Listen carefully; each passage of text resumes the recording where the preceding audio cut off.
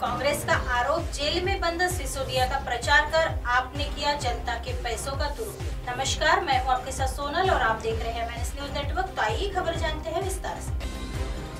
दिल्ली प्रदेश Congress committee के अध्यक्ष अनिल कुमार ने कहा कि यह चौंकाने वाली बात है कि केजरीवाल सरकार करदाताओं के पैसे का दुरुपयोग कर पूर्व उप मुख्यमंत्री मनीष सिसोदिया के समर्थन में सरकारी स्कूलों में बड़े बड़े बोर्ड लगाकर तथा FM रेडियो के माध्यम से प्रचार कर रही है, जिनकी शराब घोटाले में भूमिका के लिए राउज एवेन्यू कोर्ट द्वारा सीबीआई हिरासत सोमवार 6 मार्च तक बढ़ा दी गई थी। उन्होंने कहा कि सिसोदिया के पक्ष में पत्र लिखने के लिए सरकारी स्कूल के बच्चों के माता पिता और खुद स्कूली बच्चों को धूप में खड़े होने के लिए मजबूर किया जा रहा है, जो अवैध और करदाताओं के पैसे का घोर उपयोग है। अनिल कुमार ने आगे कहा कि इनके खिलाफ कड़ी कार्रवाई की जानी चाहिए और ये सारा पैसा आम आदमी पार्टी से वसूला जाए। उन्होंने कहा कि केजरीवाल लोगों को मूर्ख बनाने के लिए जनता से कट्टर ईमानदारी की शेखी बघारती है, लेकिन हकीकत में ये सबसे कट्टर बेईमान लोग हैं। उन्होंने कहा कि स्कूली बच्चों के बीच भ्रष्टाचारी सिसोदिया की छवि इतनी खराब है, बावजूद इसके छात्रों को एक ऐसे मंत्री का महिमा मंडल करने के लिए मजबूर किया जा रहा है। अनिल कुमार ने कहा कि यह भी चौंकाने वाली बात है कि आप विधायक सौरभ भारद्वाज, जिनके नाम की मुख्यमंत्री अरविंद केजरीवाल ने उन्हें मंत्री बनाने की सिफारिश की है, उन्होंने खुद सार्वजनिक कार्यक्रम में खुलासा किया कि आपके मंत्री जेल में ऐश करते हैं। खुद सौरभ भारद्वाज ने खोली पोल,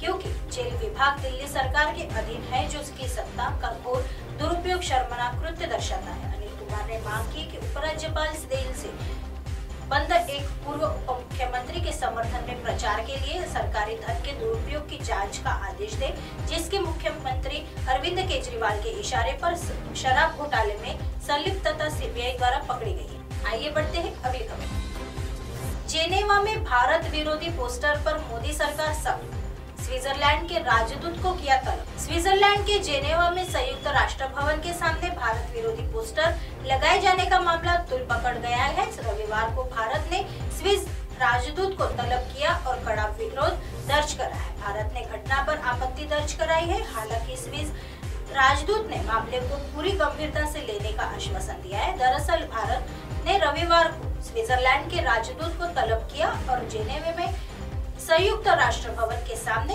दुर्भावनापूर्ण भारत विरोधी पोस्टर लगाए जाने के मुद्दे पर विरोध दर्ज करा है। इस संबंध में आधिकारिक सूत्रों ने जानकारी दी है।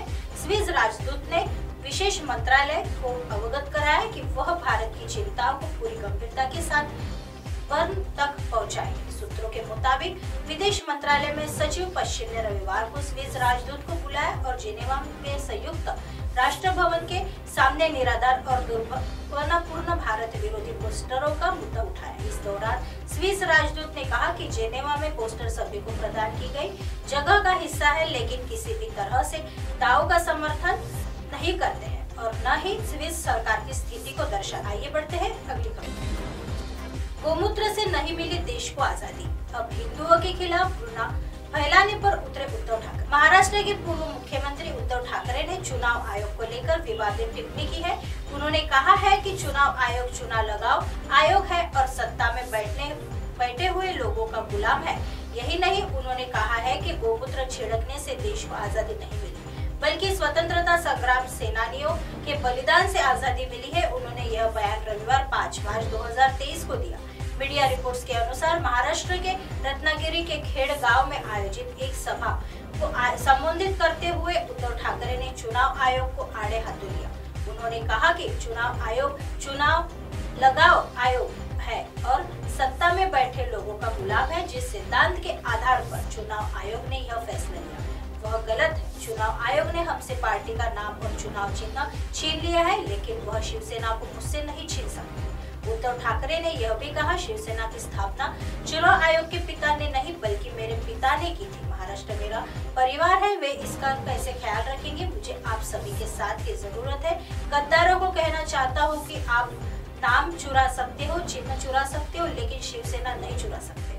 मैं चुनाव आयोग को खास तौर से कहना चाहता हूं, अगर चुनाव आयोग मोतियाबिंदु से पीड़ित नहीं है तो उसे आना चाहिए और जमीनी स्थिति देखनी चाहिए। उन्होंने आगे कहा कि उन्हें तोड़ने की कोशिश की जा रही है। यह शिवसेना नहीं, मराठी मानुष और हिंदुत्व को तोड़ने का षड्यंत्र है, जिसको कभी गाली का कुत्ता भी नहीं पूछता। आज वो उन्हें तोड़ने की प्लानिंग कर रहे हैं। उन्हें चुनाव आयोग का फैसला मंजूर नहीं है। चुनाव आयोग के फैसले के खिलाफ वह सुप्रीम कोर्ट जाएंगे। उन्होंने आगे कहा, सरदार पटेल ने आरएसएस पर प्रतिबंध लगाया, उन्होंने सरदार पटेल का नाम चुराया। इसी तरह उन्होंने सुभाष चंद्र बोस को चुरा लिया और बाला साहेब ठाकरे के साथ ऐसा ही किया। मैं उन्हें चुनौती देता हूँ कि वे मोदी नाम पर वोट मांगे, न कि शिवसेना के नाम पर बाला साहेब ठाकरे की फोटो पर। उद्धव ठाकरे ने यह भी कहा, सरकार तो सही चल रही थी, लेकिन टूटी क्यों? सरकार इसलिए टूटी क्योंकि हमारे साथ धोखा किया गया, हमारे विधायकों को बेहोशी का इंजेक्शन लगाया गया। हम सबने मिलकर प्रधानमंत्री को एक पत्र लिखा है। केजरीवाल मुझसे मिलने आए, उन्होंने कहा कि बहुत हो रहा है, हमें अब एक होना होगा। मैंने कहा कि मैं तैयार हूँ। ऐसी खबरें फिर लेके आएंगे इसी समय इसी जगह। तब तक देखते रहे MNS न्यूज़ नेटवर्क। नमस्कार।